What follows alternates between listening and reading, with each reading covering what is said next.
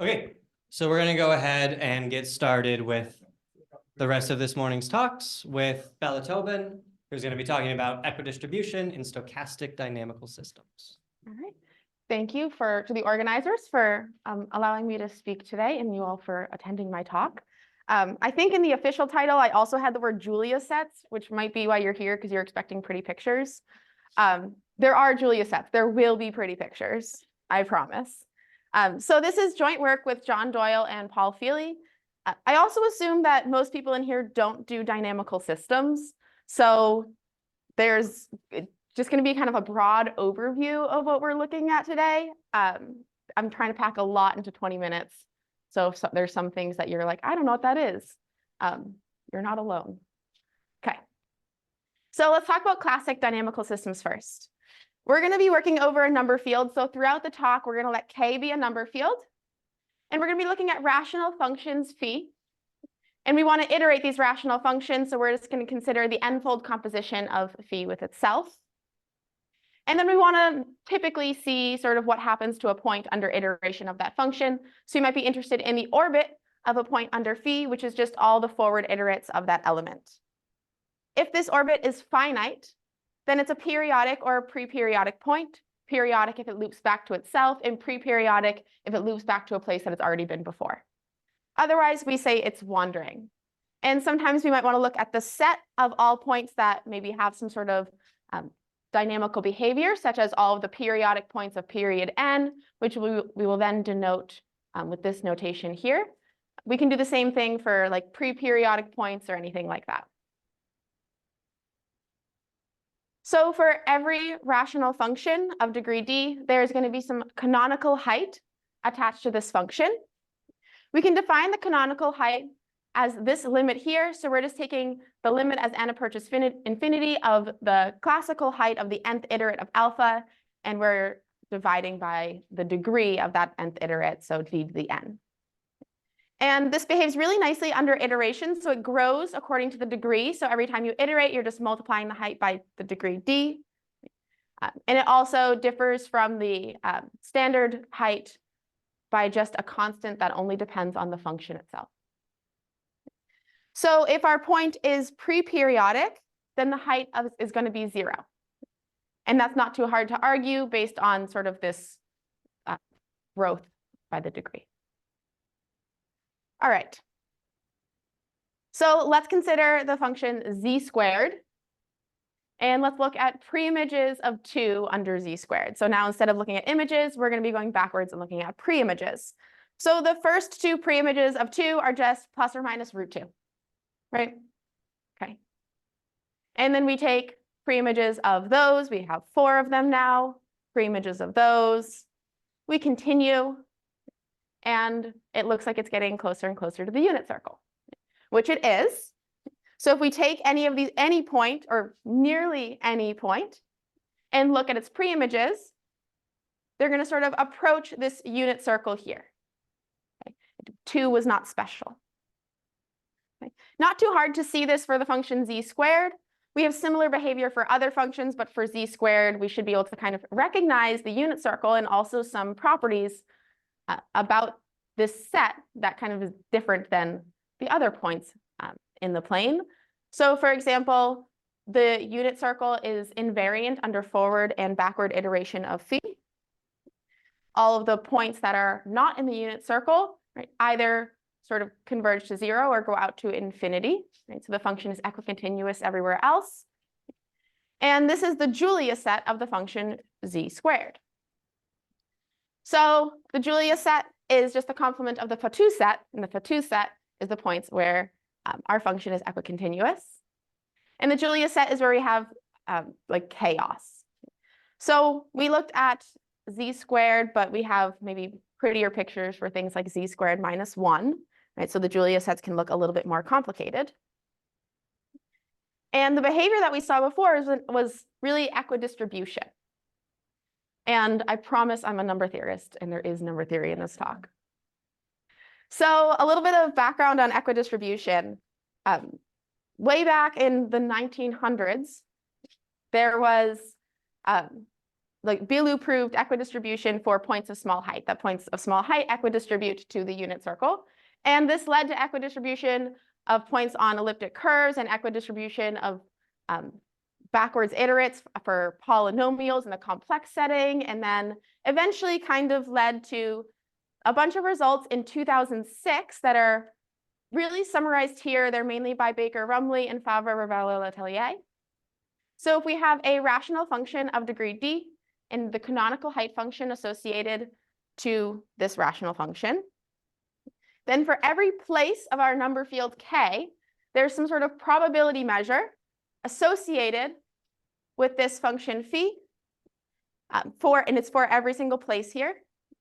And it's on the Berkovich projective line. So the Berkovich projective line, you can kind of think like p-adics, right? But it's an analytic space. Right? So it's a way of kind of making a p-adic analytic space. So there's a canonical measure on this space here, so that if we have a sequence of elements where their field of definition is kind of growing like without bound, right? So it's growing to infinity, and their height is approaching 0,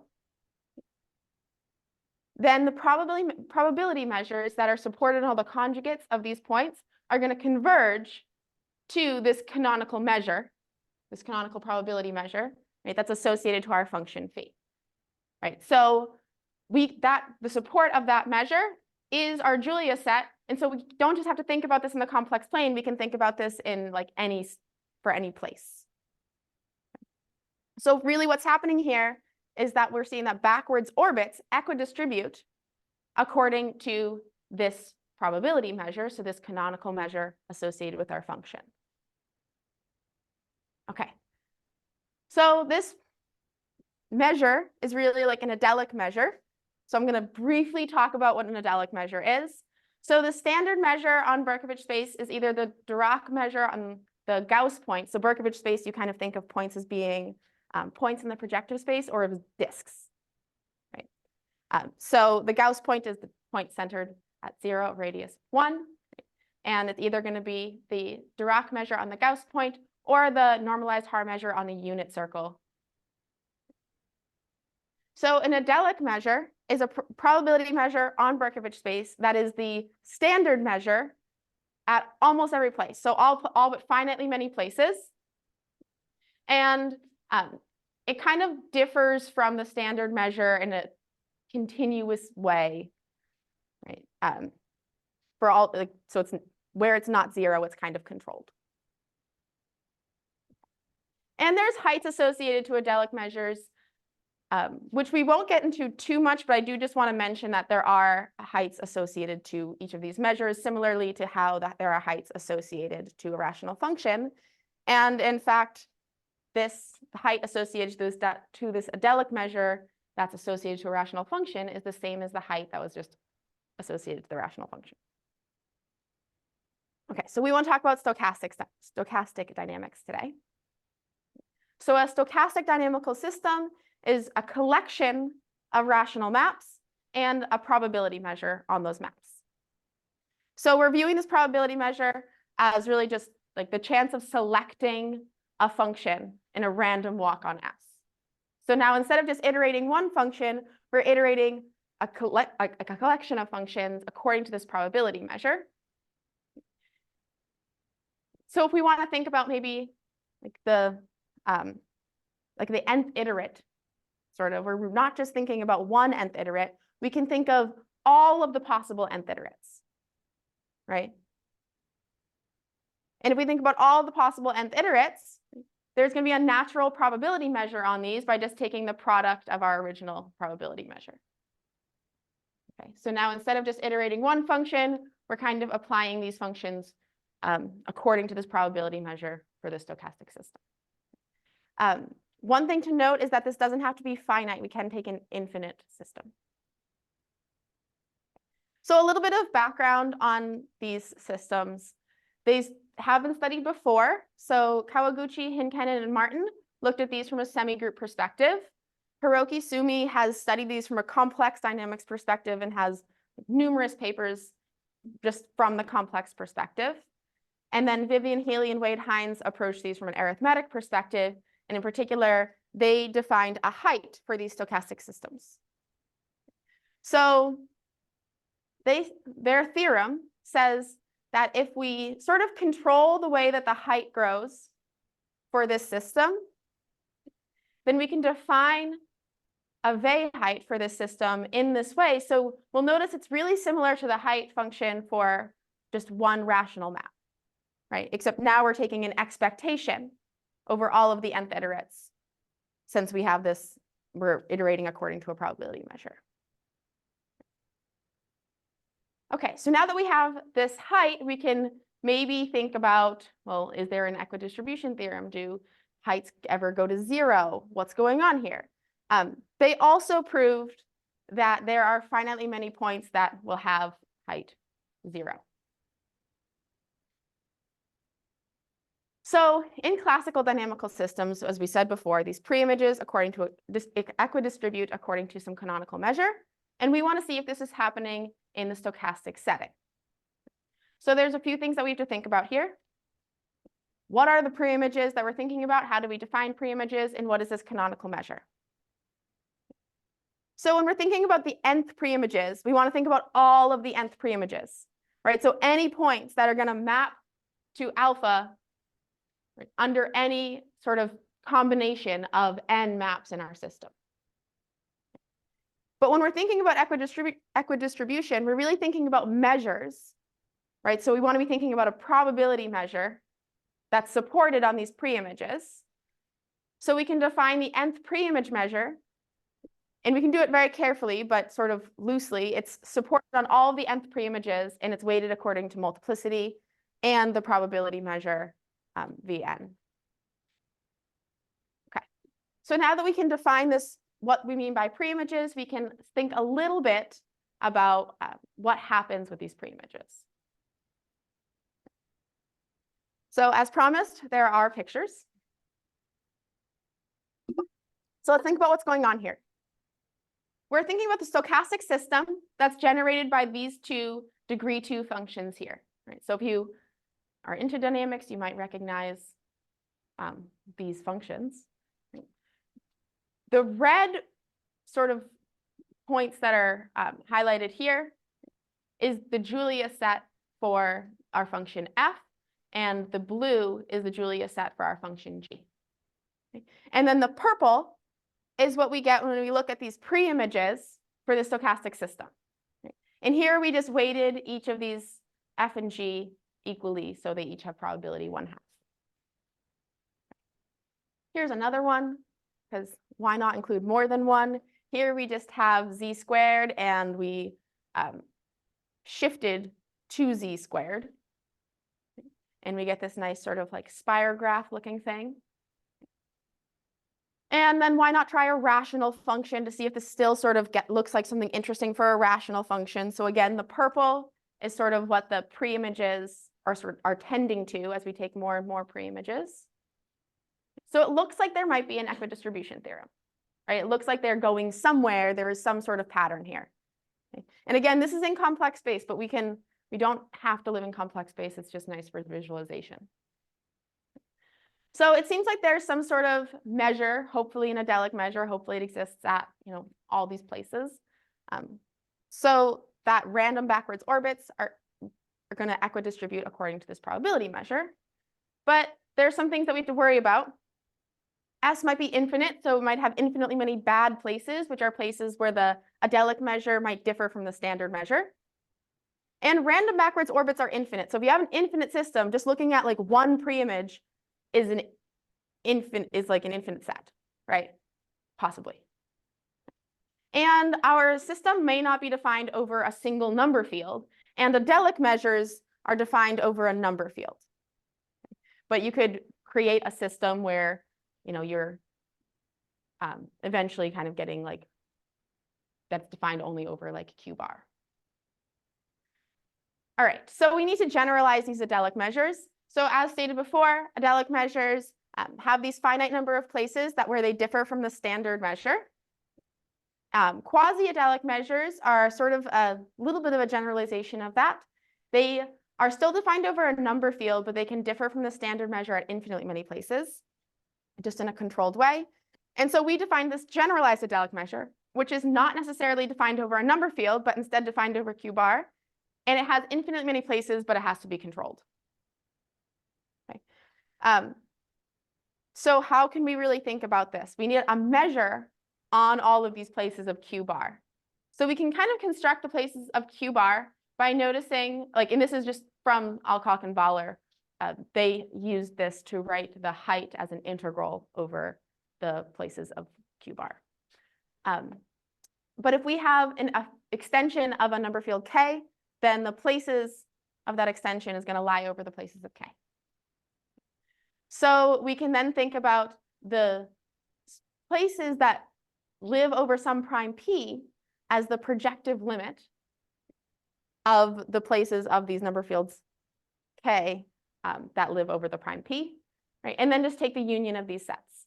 And this actually, there's a natural probability measure that's on this space of places, which is important if we want to be thinking about maybe like integrating over the space of places or something like that. So a generalized adelic measure is very similar to an adelic measure, except now it's defined over Q bar, right? So it's there's going to be some sort of function that takes our place over Q bar, right? And it's on Berkovich space, and it's going to kind of differ from the standard function in this controlled way. And we further want to make sure it's L1 height controlled. So again, this is just making sure that it's differing from this standard measure in a very controlled way. And then there's a height associated to each of these generalized adelic measures, similar to how there is a height associated to a regular adelic measure, and it's even defined in the same manner, except now we're integrating over the space of places of Q bar as opposed to just over the number field K. Okay, so what can we show? If we have a stochastic dynamical system, and here we want to make sure that all of these rational maps have degree greater than or equal to 2 so that the dynamics is interesting, then for almost every place, and here almost every is defined according to that probability measure of the space of places on Q bar, there's going to exist a canonical stochastic dynamical measure, rho, such that if you take almost any point, so except for 2 points, then the backward orbit measures for that point are going to converge to this canonical measure as n approaches infinity, so as we take more and more pre-images. And then we can define the stochastic Julia set as the support of this measure here, right? So the equidistribution that we saw in the standard dynamical systems case still holds in this stochastic case. We just had to kind of create this new generalized adelic measure in order to make sure that everything works. Okay. There's one thing that's a little bit different here, and that's that we're not saying that the height is going to 0. Okay. And there's a little bit more of a generalization for equidistribution for any sort of generalized adelic measure, but 20-minute talk, so you don't get it today. Okay. So let's really quickly look at an example, like a very concrete example of a stochastic Julia set. Okay. So here we just take z squared and 2z squared. And this is a nice example to really compute because we can see what the stochastic dynamical or the stochastic Julia set should be, right? It looks like it's the annulus, right? At least in the in this setting, it looks like the annulus, and then we can talk about what it looks like in Berkovich space as well. And in fact, it truly is. We can prove that it truly is the annulus between 1/2 and 1, right, at infinity. And then in Berkovich space, so if you don't know what Berkovich space looks like, it kind of looks like that, I guess. I didn't draw that picture. Matt Baker, I believe, was the person who drew this picture. So at 2, it's just going to be the line segment between the point centered at 0 of radius 1 and the point centered at 0 of radius 2. So it's a line segment in this space.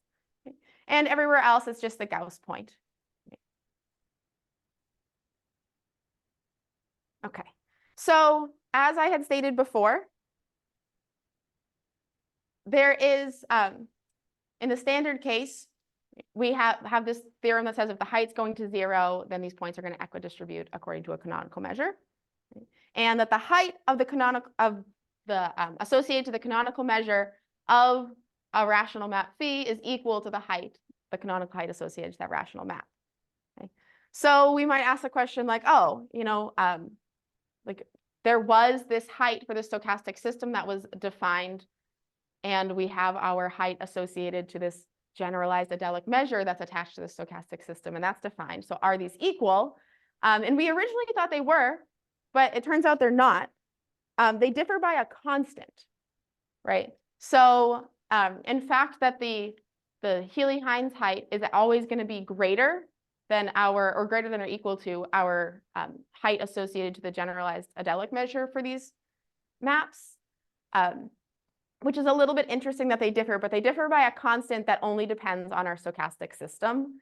And the height never really seems to tend to 0, which is also interesting because typically when you have equidistribution, a height is going to 0.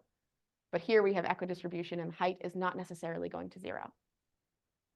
And that's all I have for you today. Thank you so much.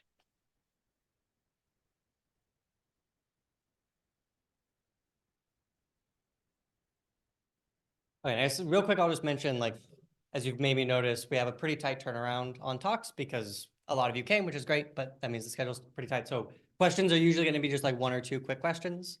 So with that, do we have a couple quick questions for Bella?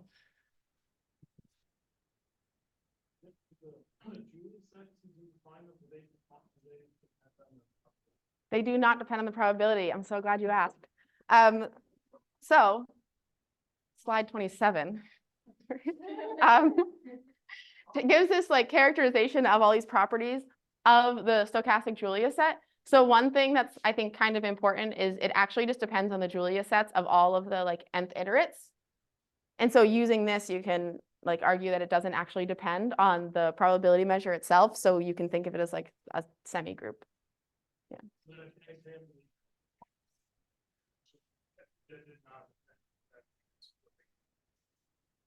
No, it doesn't. And if you change the probability, you'll kind of see that it distributes differently. So there's in a slide 28. We like set the probabilities for these 3 maps and then we changed them, right? And we can see that like the support is still the same, but like the weight is a little bit different. Yeah. That was not a planted question. Any other questions? Okay. Okay, so then in that case, let's thank Bella again.